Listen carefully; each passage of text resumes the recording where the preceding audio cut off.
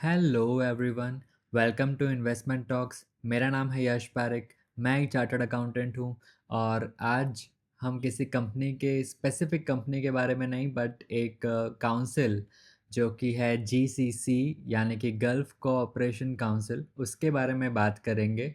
Reason बहुत ही simple है। War जो ईरान यूएस का है वो अब 6 मंथ में एंट्री लेने वाला है और उसके जो भी इम्पैक्ट्स हैं वो हम सबको दिख ही रहे हैं।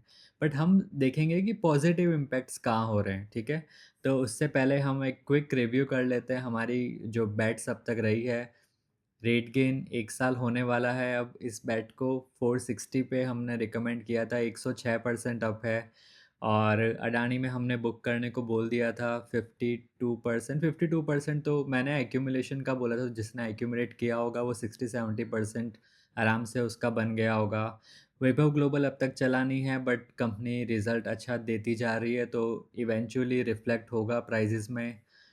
ये 3 तो मतलब एक ऑलमोस्ट 1 साल हो गए हैं। अब जो रिसेंटली जिनको हम बस खाली अभी ऐसे ही रिव्यू कर रहे हैं, ना कि फ्रॉम पर्सपेक्टिव ऑफ कि क्या चल रहा है एंड ऑल।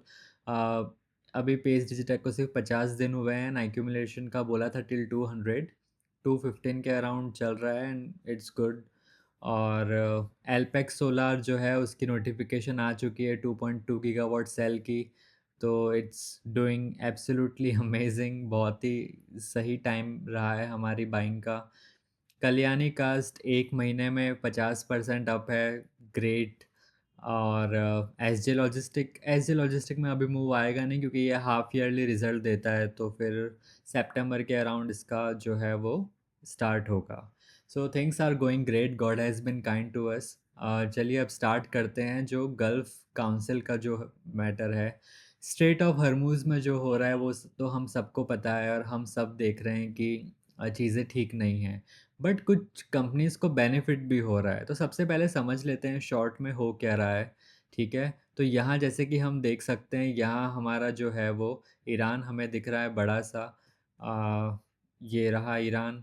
और यहाँ जो है वो हमें दूसरी कंपनीज़ दिख रही है, सऊदी अरेबिया, जॉर्डन और जैसे कि हम देख सकते हैं ओमान, यूएई। तो हम ये सब क्यों डिस्कस कर रहे हैं? हम इसलिए कर रहे हैं क्योंकि अगर आप ये देखो कि ईरान यहाँ पे है और कुवैत यहाँ है, तो अब ईरान के साथ इशू क्या हुआ? अमेरिका जो कि हमेशा की तरह क्या करता है कि ऐसे देश पे, ऐसी कंट्री पे हमला करता है जो उस पे हमला ना कर सके, ठीक है? बहुत ही कमज़ोर लोगों पे हर बार वो वार करता है। हालाँकि ईरान ने प्रूव कर दिया वो कमज़ोर है नहीं, बट वो एक अलग चीज़ है, बट स्टिल। तो अमेरिका ऐसी कंट्री पे हर बार हमला करता है जो जिस पे वो वापस ना कर सके हमला, ठीक है? जो उन पे ना कर सके। बट ईरान ने दिमाग लगाया कि ईरान जो है वो अमेरिका पे नहीं कर सकता, तो क्या हुआ? ईरान जो है यहाँ की जो कंट्रीज़ है, सऊदी अरेबिया हो गया, ओमान हो गया, यूएई हो गया, कतर हो गया, कुवैत हो गया, इन पे हमला करेगा, ठीक है? और इज़राइल भी।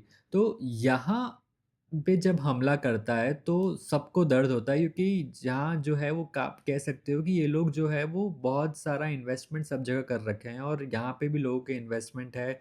ऑयल जो है वो यहाँ से जो है वो बहुत ज़्यादा है और बहुत सारी चीज़ें, टूरिज़्म आप कह लो। बट वो एक अलग मैटर है। बट अभी जो मेन मैटर ये है कि इससे इंडिया को कैसे फ़ायदा हो सकता है और हो रहा है। तो उसके लिए हम ये जो ईरान ने स्ट्रैटेजी लगाई है इनको डैमेज करने का। जैसे कि मैं आपको अगर एग्ज़ाम्पल दिखाऊँ तो जैसे कि यहाँ आप देख सकते हैं कि ईरान ने स्ट्राइक किया कुवैत के डिसैलिनेशन प्लांट। डिसैलिनेशन प्लांट क्या होता है कि जैसे समुंदर से का जो नमकीन पानी होता है सॉल्ट वाला, उसको जब हम पीने लायक जो प्रोसेस करते हैं उसको डिसैलिनेशन प्लांट कहते हैं। तो ऐसे प्लांट को, रिफाइनरीज़ को और बड़ी-बड़ी जो बिल्डिंग्स है आप उनको हर्ट करोगे तो वापस बनानी भी तो पड़ेगी। तो जैसे कि अब आप देखो कि वाटेक वाबेग है, ठीक है? ये जो है वो आप कंपनी आप कह सकते हो कि मेनली पानी वाला जो water treatment and and all उस सब के अंदर है। तो इसको भी देखिए कि कुवैत से कितना बड़ा ऑर्डर मिला है, ठीक है? Mega order. अब मेगा ऑर्डर क्या होता है? मेगा ऑर्डर की आप डेफ़िनिशन में अगर आप जाओगे तो 1000 करोड़ के ऊपर का ऑर्डर, ठीक है? तो कैसे इसको फ़ायदा हुआ कि यहाँ जो इसका मतलब ये नहीं है कि ये वॉर हुआ इसलिए, बट थिंग इज़ कि अब जैसे-जैसे वॉर में ये चीज़ें टारगेट होगी, ठीक है? आप अगर डायरेक्टली इन्हीं प्लांट्स को अब जैसे बोल रहे हैं कि रिफाइनरीज़ को टारगेट करेंगे, इलेक्ट्रिसिटी प्लांट को, पावर जनरेशन प्लांट को और वाटर प्लांट को हम टारगेट करेंगे, तो वापस बनाने भी तो होंगे। तो इस कंपनी को जो है वो और ये ऑलरेडी इसके अंदर आ चुका है, राइट? ये जब से वॉर स्टार्ट हुआ है तब से, मैं ये नहीं कह रहा वॉर के कारण हुआ है, बट ये तब से आप देखो तो ऑलमोस्ट जो है वो 70% अब जा चुका है, ठीक है? और लार्सन एंड टूब्रो भी जो है वो एक बार जो वॉर स्टार्ट हुई थी, अ, उस टाइम बहुत गिरा था, बट उस टाइम फिर लोगों ने जैसे ही बताया कि इससे बहुत फ़ायदा होगा, तो वापस एक बहुत ही शानदार रिकवरी इसकी आई थी, ठीक है?